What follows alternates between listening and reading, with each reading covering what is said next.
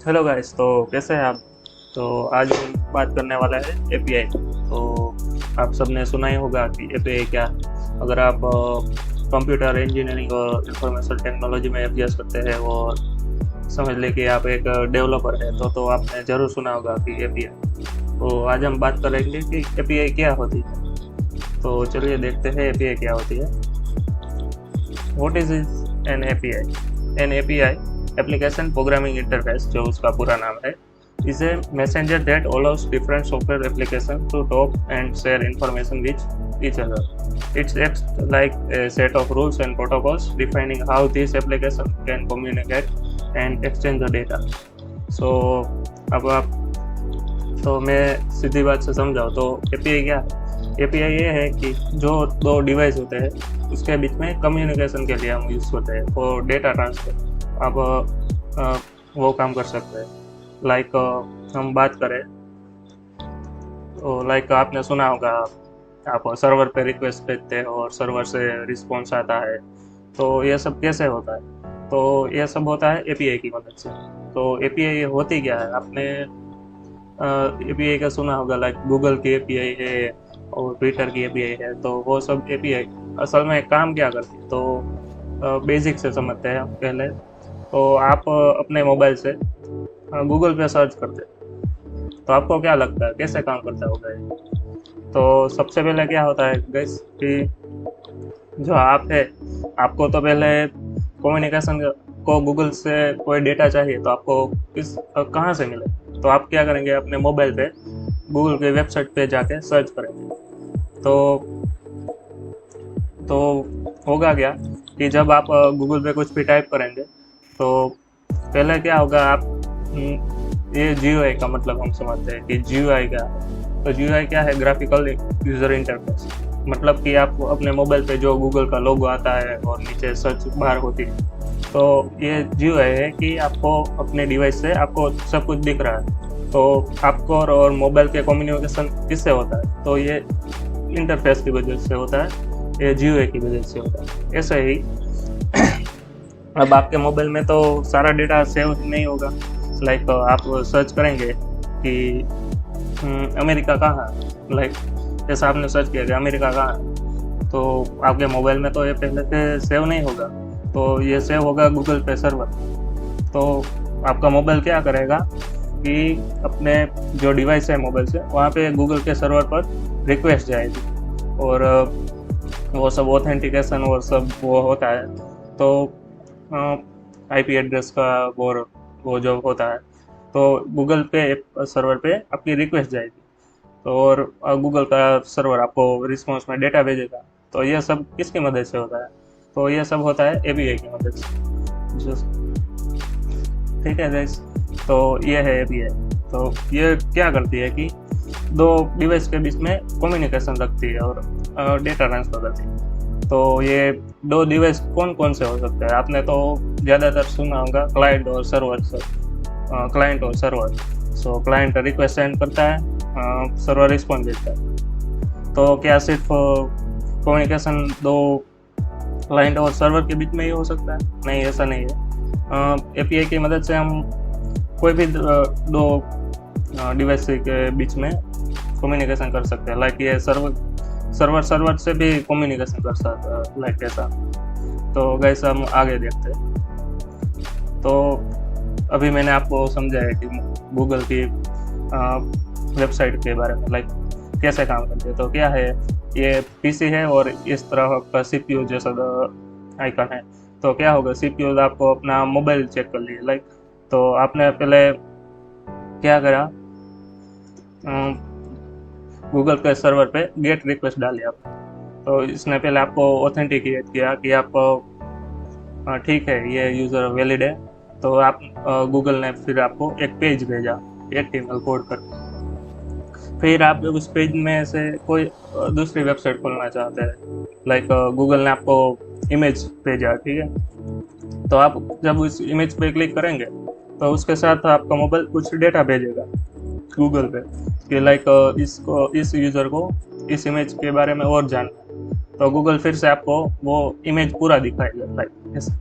तो ये gate request जाती है तो लाइन में देखेंगे, सबसे पहले यहाँ कंप्यूटर से सर्वर पे रिक्वेस्ट गई और उसके बाद सर्वर ने, गूगल ने आपको फिर से डेटा भेजा HTML को, लाइक वो मैंने कहा इमेज और वो सारा।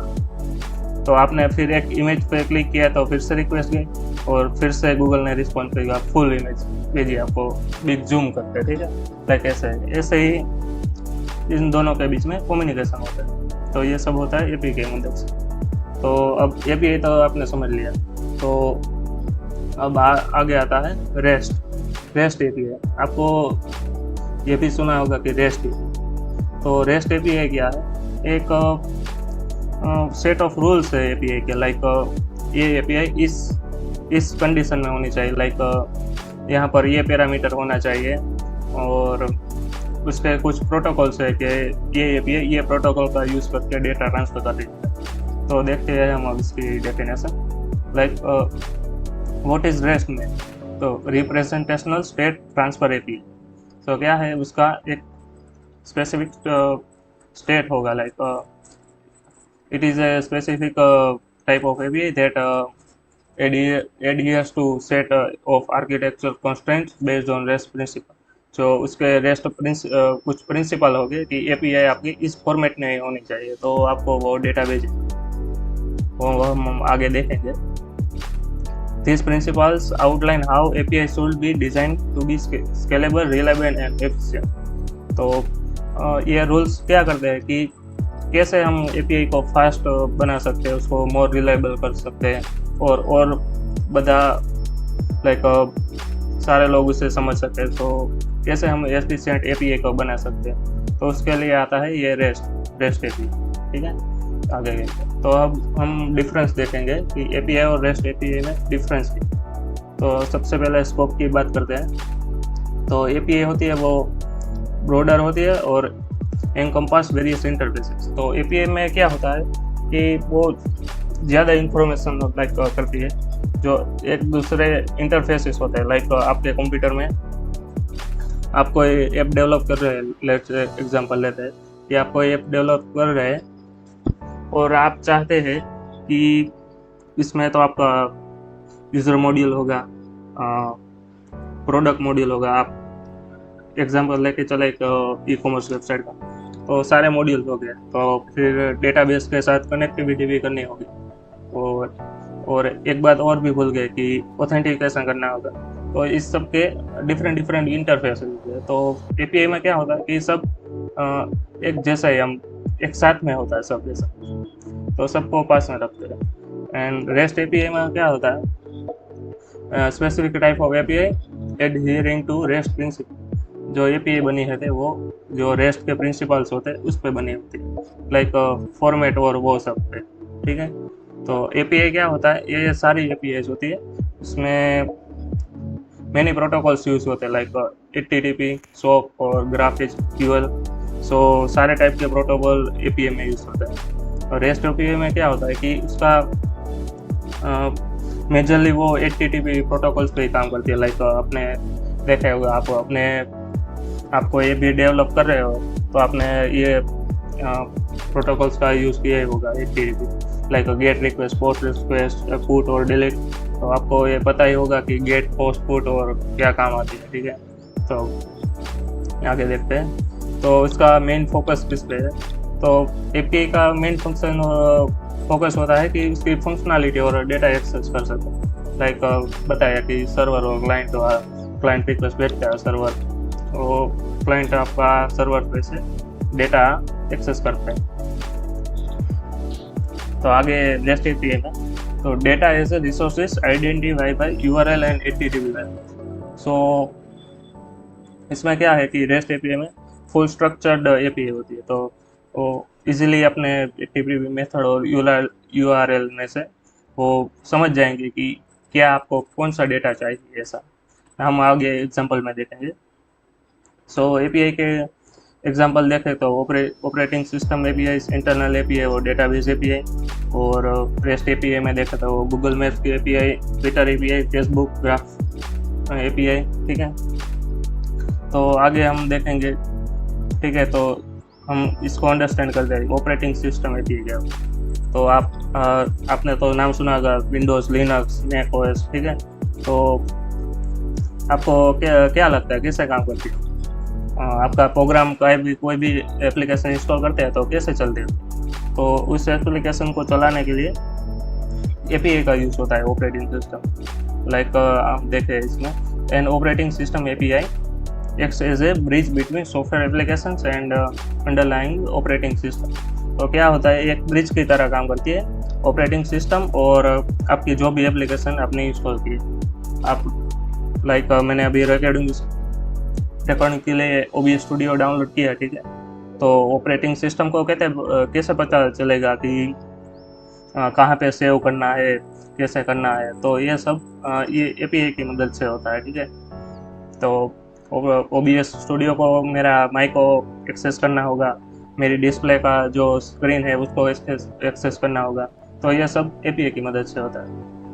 तो एपीआई किस किस काम में इसमें आती है ऑपरेटिंग सिस्टम में? तो फाइल एक्सेस कर सकती है, प्रोसेस मैनेज करती है। आपने देखे होंगे CPU के कोर्स और उसमें डिफरेंट प्रोसेस चल रही होती है। आप टास्क मैनेजर में जाके देख सकते हैं, लाइक क्रोम की प्रोसेस होती है अलग, कोई दूसरी एप्लीकेशन, और लाइक सारी एप्लीकेशन बैकग्राउंड में वो चल रही होती है। मेमोरी मैनेजमेंट में से जैसे बताया कि ये वीडियो रिकॉर्डिंग हो रहा है तो कहाँ पे सेव हो रहा है, कैसे हो रहा है, ये सब एपीआई की मदद से होता है, ठीक है। तो हम आगे देखते हैं। तो इसके पहले हम गूगल एपीआई और ट्विटर की बात करते हैं। तो ये रेस्ट एपीआई आपका काम कैसे आसान करती है? लाइक एग्जांपल लेके हम उबर का, जोमेटो और स्विगी का एग्जांपल लेते हैं। तो आपने उसके ऐप में देखा होगा कि ट्रैकिंग के लिए मैप आता है, उसमें वो स्कूटर चला आता है, आप देख करके कितने दूर है, कितने टाइम में पहुंचेगा, वो सब दिखाता है। तो आपको क्या लगा होगा कि ये ट्विटर क्या स्विगी वाले और जोमेटो वाले और उबर वाले ने अपना खुद का मैप बनाया होगा? नहीं, ऐसा नहीं है। तो वो सब क्या करते हैं, जो अपने गूगल मैप होती है उसकी एपीआई का यूज़ करते हैं। तो वो वहाँ से एपीआई लेके वो अपने में इंटीग्रेट करते हैं। लाइक जो मैप और वो सब है तो वो गूगल की एपीआई से आता है। तो उसमें से इम्प्लीमेंट करके वो आपको दिखाते हैं कि आपका पार्सल कहाँ तक पहुँचा है, और वो तो ऐसे ही रेस्टफुल एपीआई हमें यूज़फुल होती है, ठीक है। तो गाइस अब हम आगे देखते हैं रेस्ट का एग्जांपल, कि आपके कोई पण डिवाइस है, सर्वर को रिक्वेस्ट किस तरह से भेजी जाता है, किस फॉर्मेट में होता है डेटा। लाइक ये फिक्स फॉर्मेट नहीं होता है, ठीक है। तो हम आगे देखते हैं। तो आप देख सकते हैं एक राइट साइड कॉर्नर में एक सर्वर है और इसके अंदर डेटाबेस है और उसमें यूजर्स नाम की एक टेबल, ठीक है। तो इस एग्जांपल में हम देखेंगे कि रेस्ट एपीआई है वो प्रॉपर आर्किटेक्चर में होते हैं जो सब लोग अंडरस्टैंड कर सके। तो देखते हैं आगे। तो सबसे पहले ये get method use to retrieve resources. आपको तो पता है, जो डेवलपर है उसको पता ही होगा कि आपने सीखा ही होगा कि गेट मेथड किस काम आती है, ठीक है। गेट और पोस्ट और वो डिलीट, पुट, वो सारी मेथड, ठीक है। तो इस फॉर्मेट में देखें तो सबसे पहले आपने पोस्टमैन तो यूज़ किए होगा, ठीक है, नाम तो सुना ही होगा, क्योंकि ज़्यादातर डेवलपर जो आप एपीआई के साथ काम करते हैं उसको पोस्टमैन की ज़रूरत पड़ती है, ठीक है। किस काम के लिए पड़ती है कि आप उसमें से सारी रिक्वेस्ट को हैंडल कर सकते हैं। लाइक देख सकते हैं क्या क्या डेटा आ रहा है, आप कोई रिक्वेस्ट सेंड करना चाहते हैं तो पोस्टमैन से सीधा कर सकते हैं, ठीक है। आपको इसके लिए कोई फ्रंट एंड की ज़रूरत नहीं, ठीक है। तो फ्रंट एंड के बारे में तो आपको पता ही होगा कि जो आप अभी यहाँ पे देख रहे हैं, लाइक मैं कोई पर ब्राउज़र खोलूँ और वहाँ पे गूगल का लोगो होगा, नीचे बार होगी, तो ये सब फ्रंट एंड है। क्या कि आपको यूज़र इंटरफेस है, ठीक है। तो पोस्टमैन में क्या है कि वो उस यूज़र इंटरफेस की ज़रूरत नहीं, उसमें सीधे हम डायरेक्ट ही एपीआई को रिक्वेस्ट और वो सेंड कर सकते हैं, ठीक है। तो हम इसका पहले आर्किटेक्चर देखते हैं कि कैसा होता है। ये फिक्स नहीं होता, ये सब के लिए अलग अलग होता है, ठीक है। बट एक प्रॉपर वे में होता है कि सब लोग इसे अंडरस्टैंड कर सकें। तो यहाँ पर एक एग्जांपल लेकर आता हूँ। तो सबसे पहले मैं अपना पोस्टमैन आपको दिखाता हूँ, ठीक है। तो ये कुछ पोस्टमैन का स्ट्रक्चर होता है, यहाँ पर आपका कलेक्शन और वो सब है। तो यहाँ से सीधा आप अपनी रिक्वेस्ट सेंड कर सकते हैं, ठीक है, सर्वर पे। तो मैं आपको अभी दिखाता हूँ। तो सबसे पहले क्या है, गेट मेथड, ठीक है, गेट पोस्टमैन। तो सबसे पहले आपने लिखा गेट। तो गेट का मतलब क्या है कि आप सर्वर से कुछ लेना चाहते हैं, ठीक है, कुछ गेट करना चाहते हैं। तो सबसे पहले गेट कि आप सर्वर से क्या लेना चाहते हैं। इसके बाद आता है स्लैश यूजर्स। यूजर्स का मतलब क्या है कि आपके सर्वर है और सर्वर में एक यूज़र नाम की टेबल है, लाइक डेटाबेस में एक यूज़र नाम की टेबल स्टोर। तो आप उस यूज़र्स का डेटा एक्सेस करना चाहते हैं। तो ये आपने एक पाथ दिया, एक वे, ठीक है। तो कोई भी अंडरस्टैंड आपने पहले से डिफाइन किया है ये रूल कि गेट स्लैश यूजर्स। इसका मतलब ये होता है कि जो सर्वर में यूज़र नाम की टेबल है उसमें से डेटा एक्सेस हो। तो ये एक प्रॉपर वे है, ठीक है। इसके बाद लिखा है आईडी। आईडी मीन्स आप यहाँ पर टेबल में देख सकते हैं, एक आईडी के नाम की फील्ड है, एक नेम नाम की फील्ड है, ठीक है। तो आईडी मीन्स आईडी, तो ये यूज़र नाम के टेबल में आईडी को चेक करेगा और इसके बाद हमने अभी है 1। तो ये यूज़र के टेबल में से जहाँ पे भी आईडी 1 होगी, ठीक है, वो सारा डेटा फिर से क्लाइंट को भेज देगा कि हमारे डेटाबेस में ये मिला। तो ये एक प्रॉपर फॉर्मेट हो गया, ठीक है। हम आगे देखते हैं। तो ये दूसरी रिक्वेस्ट है, लाइक गेट यूजर्स। यहाँ तक को सबको समझ में आ चुका होगा, ठीक है। इसके बाद है जेंडर। तो अभी मैंने इस सर्वर में तो सारे फील्ड नहीं दिखाए, बट लाइक नेम के बाजू में एक कॉलम होगा जेंडर, और जिसमें आपको तो पता है मेल और फीमेल, ठीक है। और उसके बाद मैंने दिया है वैल्यू स्लैश करके फीमेल। तो ये एपीआई ऑटोमेटिकली अंडरस्टैंड कर लेगा कि मुझे जो जेंडर की वैल्यू फीमेल है वही डेटा है। तो फिर से वो डेटाबेस में से जिस कॉलम में जेंडर फीमेल होगा वो सारा डेटा क्लाइंट को सेंड कर देगा, लाइक आगे देखते हैं। और ये एज का एग्जांपल है, एज भी मैंने इस टेबल में नहीं डाली, ठीक है। तो ये रेस्टफुल एपीआई थी। तब हम यहाँ पर राइट साइड में देखें तो इसमें क्या है, स्पेसिफाई करके दिया है हमने, जो आप देख रहे हैं question mark ID is equal to 1। तो रेस्टफुल और उसमें क्या डिफरेंस है कि यहाँ पर प्रॉपर आपको क्या सीधा आपको सारी क्वेरी पैरामीटर्स में देनी होगी। यहाँ पर दिया है यूजर्स के बाद जहाँ पे आईडी 1 हो क्वेश्चन मार्क करके, तो आपको जो पैरामीटर है उसमें वैल्यू पास करनी हो, तभी वो एपीआई अंडरस्टैंड करेगी कि आपको जहाँ पे आईडी 1 है वो डेटा चाहिए। बट रेस्टफुल में क्या था, आपको सीधे स्लैश 1 करके डाल दिया तो सर्वर को पता चल गया कि मुझे यूज़र में जो इसकी आईडी 1 है वो डेटा चाहिए।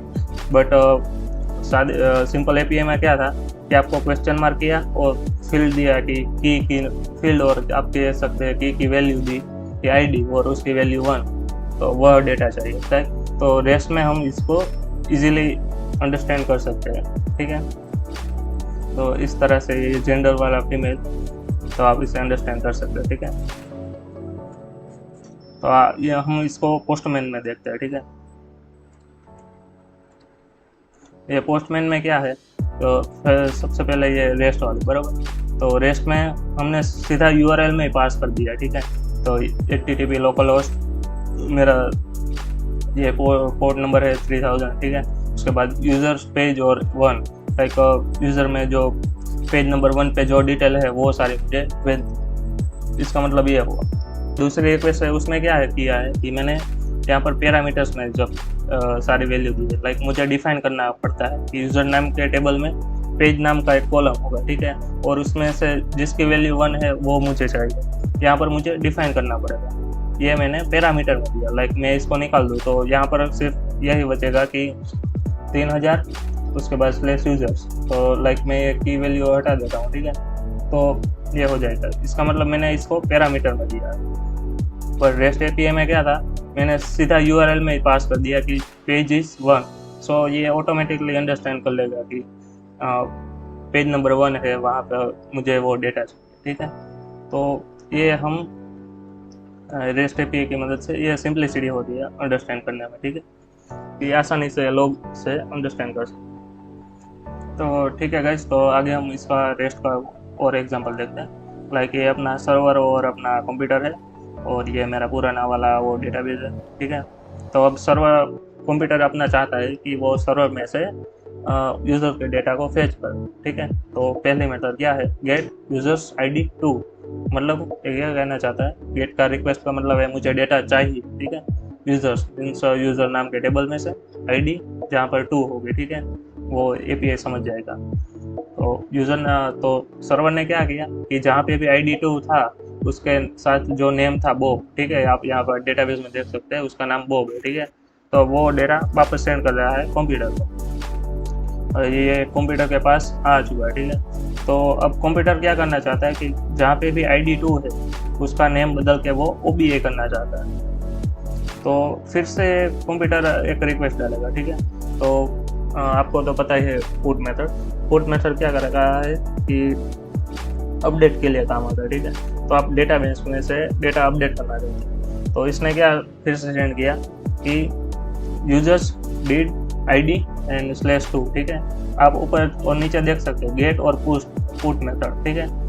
वो ही सिर्फ चेंज हुआ, बट आपकी API की जो वैल्यू है यूजर्स ID /2 वो दोनों की सेम ही है, ठीक है। बट सिर्फ हम इसकी मेथड चेंज करके 2 ऑपरेशन कर रहे हैं, तो हम डेटा फेच भी कर रहे हैं और डेटा अपडेट भी कर रहे हैं। तो वो क्या रिडंडेंसी घटा रहा है। लाइक हम एक ही API से कई सारे काम कर सकते हैं डिफरेंट मेथड के साथ, ठीक है। तो इसने क्या किया, ID 2 भेजा और बॉडी में से OBA नाम का डेटा भेज दिया सर्वर को, ठीक है। तो ये सर्वर क्या करेगा कि उस डेटा को चेंज कर देगा। तो इसलिए REST API का यूज़ होता है। तो आज हमने देखा कि API और REST API क्या होता है, ठीक है। तो उसमें और API और REST API में क्या डिफरेंस होता है, और हम कैसे API और REST API को यूज़ कर सकते हैं, ठीक है। तो REST API किस तरह से हमारे काम में आसानी ला सकता है, तो ये सब हमने देखा। आशा करता हूँ कि आपको ये सब समझ में आ चुका होगा, और कोई भी प्रश्न है तो मुझे कमेंट में बताइए। और thank you for the watching, and video अच्छा लगा हो तो अपने दोस्तों के साथ भी शेयर कीजिए। Thank you.